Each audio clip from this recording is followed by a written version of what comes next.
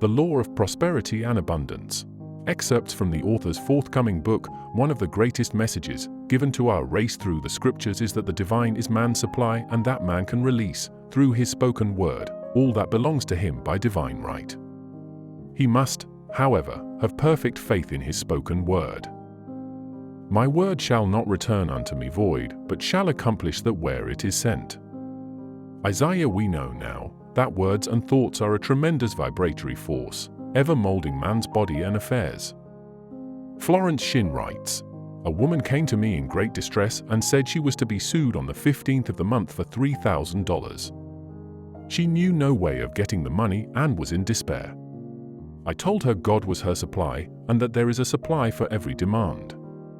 So I spoke the word. I gave thanks that the woman would receive $3,000 at the right time in the right way. I told her she must have perfect faith and act her perfect faith. All things whatsoever ye ask in prayer, believing, ye shall receive." You must act as if you had already received. In the evening she phoned again, greatly excited, and said, "My dear, a miracle has happened. I was sitting in my room this morning. When the doorbell rang, I said to the maid, 'Don't let anyone in.' The maid, however, looked out the window and said, 'It's your cousin with the long white beard.' So I said, 'Call him back. I would like to see him.' He was just turning the corner when he heard the maid's voice, and he came back. He talked for about an hour, and just as he was leaving he said, 'Oh, by the way, how are finances?'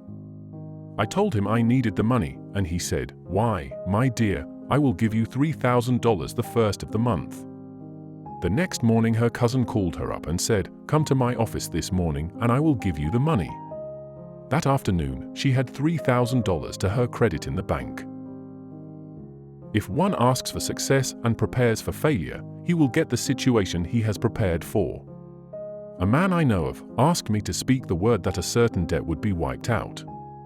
However, he had been spending his time planning what he would say to the man when he did not pay his bill, thereby neutralizing my words. He should have seen himself paying the debt. We have a wonderful illustration of this in the Bible, relating to the 3 kings who were in the desert, without water for their men and horses. They consulted the prophet Elisha, who gave them this astonishing message: "Thus saith the Lord, ye shall not see wind, neither shall ye see rain, yet make this valley full of ditches."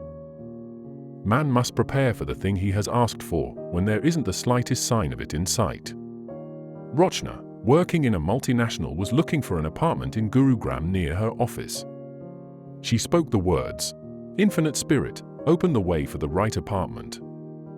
She knew there was a supply for every demand, and that she was unconditioned, working on the spiritual plane, and that one with God is a majority. She even bought blankets for the new apartment, even thought her friends told her that there was no chance of her getting it. She found one in a miraculous way, and it was given to her although there were over 50 other applicants. The blankets displayed her active faith. Getting into the spiritual swing of things is no easy matter for the average person. The adverse thoughts of doubt and fear surge from the subconscious. They are the army of the aliens which must be put to flight. This explains why it is so often darkest before the dawn. A big demonstration is usually preceded by tormenting thoughts. Having made a statement of high spiritual truth, one challenges the old beliefs in the subconscious, and error is exposed to be put out. This is the time when one must make his affirmations of truth repeatedly, and rejoice and give thanks that he has already received. "Before ye call, I shall answer." This means that every good and perfect gift is already man's, awaiting his recognition. Man can only receive what he sees himself receiving. The children of Israel were told that they could have all the land they could see. This is true of every man. He has only the land within his own mental vision. Every great work, every big accomplishment, has been brought into manifestation through holding to the vision, and often just before the big achievement comes apparent failure and discouragement.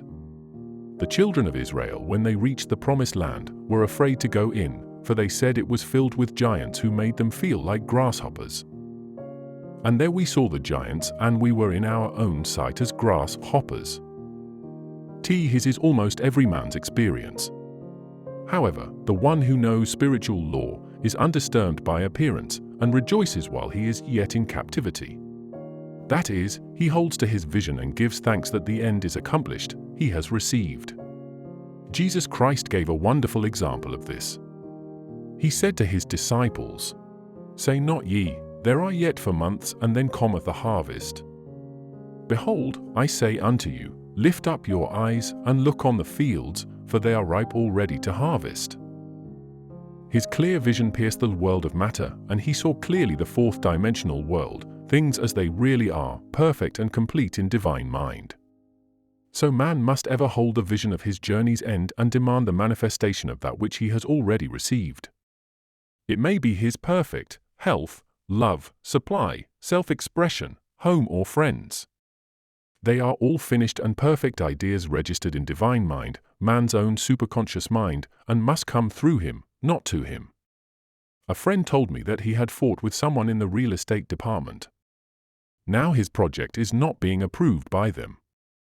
I made the following affirmation for him: you are identified in love with the spirit of everyone connected with your situation. Let the divine idea come out of this situation. The next week, he visited the office and met that man. Without a question, he got his approval.